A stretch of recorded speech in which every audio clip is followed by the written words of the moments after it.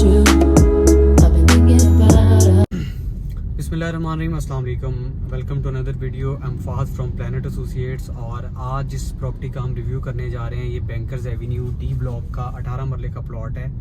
और प्लॉट की लोकेशन बहुत खूबसूरत है और इस टाइम की मार्केट में सबसे अच्छी प्राइस पे मिल रहा है। तो अभी हम बैंकर्स एवेन्यू में एंटर होने लगे हैं और आज प्लॉट का आपको जो है वो डिटेल रिव्यू बताते हैं कि कौन सी लोकेशन है, कौन सा ब्लॉक है और किस प्राइस पे मिल रहा है।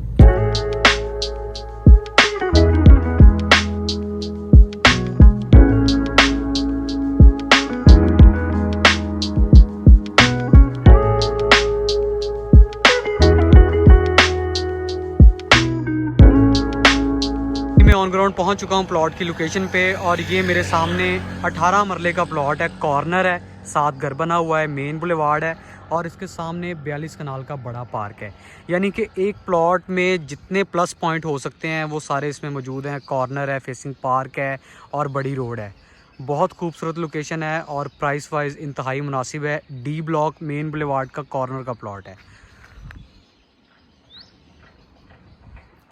मज़ीद तफसीलात के लिए आपकी स्क्रीन पे हमारा नंबर आ रहा है, आप कॉल करके विज़िट कर सकते हैं और मज़ीद मालूमात हासिल कर सकते हैं।